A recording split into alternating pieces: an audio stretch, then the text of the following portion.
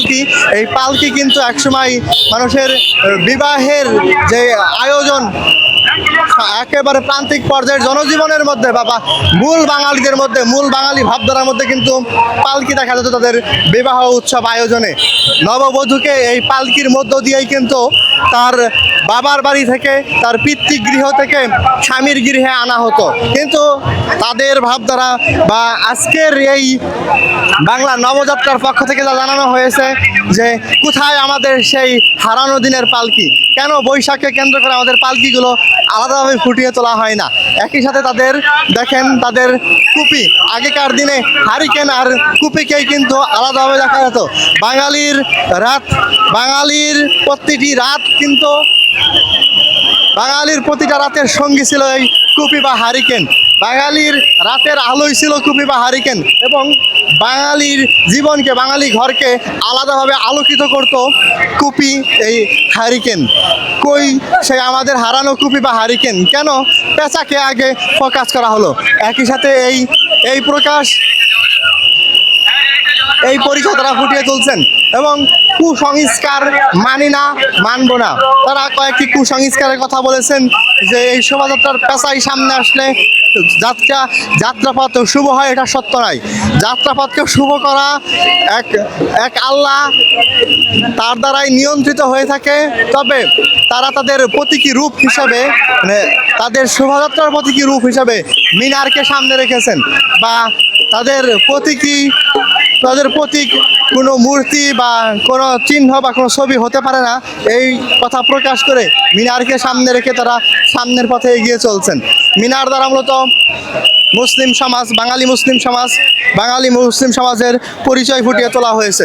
একই সাথে আমরা দেখতে পাচ্ছি যে লুঙ্গি, গামছা এবং গেঞ্জি পরা ছোট বাচ্চাদের দ্বারা সেই বাঙাল কৃষকদের পরিচয় ফুটিয়ে তোলা হয়েছে, যে কৃষকেরা সারাদিন রক্ত পানি করা ঘাম ঝরানো পরিশ্রমে আজকের বাংলাকে এনেছে সেই শ্রমিকেরা, যাদের পরিশ্রম দ্বারাই আজকে নতুন বাংলা পেয়েছি আমরা।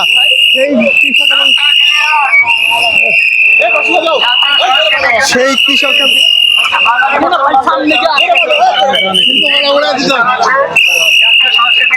আরে ভাই এত বাকি বুঝলি। একই সাথে এখানে তাদের অধিকাংশের মাথায় টুপি পাগড়ি দেখা যায়। টুপি পাগড়ি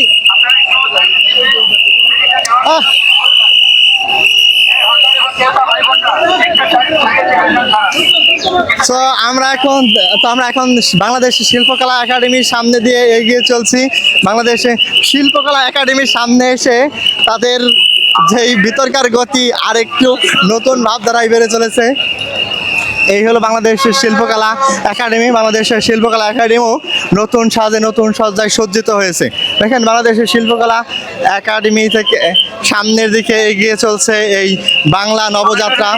তো যা বলছিলাম, বাংলা নবযাত্রায় টুপি এবং পাগড়ি দ্বারা বাঙালি মুসলমানের মননশীলতা প্রকাশ করা হয়েছে। একই সাথে এই তসবিহাতে যেই মানুষগুলো রয়েছে, তসবিহাতে মানুষ দ্বারা বাঙালির সেই দিনগুলোর কথা বলা হয়েছে, যেই বাংলাদেশ বা যেই বাংলা পীর আউলিয়ার দেশ হিসেবে পরিচিত ছিল, যেই বাংলা মুসলমানদের পরিচয় হিসেবে পরিচিত ছিল, সেই বাংলা কেন আজ নতুন ধারায় চলবে, সেই বাংলার মধ্যে কেন অপসংস্কৃতি ঢুকবে, তারই প্রতিবাদে কিন্তু তসবিহাতে তারা দাঁড়িয়েছেন, তারা এই শোভাযাত্রা শুরু করেছেন বা শোভাযাত্রায় এগিয়ে চলেছেন। দেখেন এখানে মূলত বাংলার ঘরে ঘরে, এখানে মূলত সেই প্রান্তিক পর্যায়ের বাঙালির ঘরে, কৃষকের ঘরে, শ্রমিকের ঘরে, মজুরের ঘরে, জেলের ঘরে, একেবারে প্রান্তিক পর্যায়ের মানুষের ঘরে যেই প্রতীকগুলো থাকতো, যেই নিত্য প্রয়োজনীয় দ্রব্যাদি থাকতো, সেই জিনিসগুলোকেই কিন্তু আরও সুন্দরভাবে ফুটিয়ে তুলেছেন। এবং বাংলার যে অনুষ্ঠান ঐতিহ্য হতো, বাংলার সংস্কৃতির মধ্যে যেই ইতিহাস, ঐতিহ্য বা সৌন্দর্যগুলো ছিল সেগুলো কিন্তু আলাদাভাবে ফুটিয়ে তোলা হয়েছে। একটু পিছনের দিকে যাই, দেখেন মই ছিল কিন্তু একসময় উপরে আরোহণের জন্য একমাত্র বস্তু। সেই বস্তু আজ হারিয়ে যাওয়ার পথে। কোথায় সেই বাংলার জীবনের চিত্র শহরের মধ্যে? এই প্রতিবাদেই কিন্তু এই মইকে সামনে রাখা হয়েছে। আজও কিন্তু মই রয়েছে বাংলার প্রতিটি ঘরে, কিন্তু শহরে আসলেই বাংলার নতুন ঐতিহ্য প্রকাশ পায়। মূলত এ বাংলা যেন হারিয়ে যাওয়া বাংলার মধ্যে।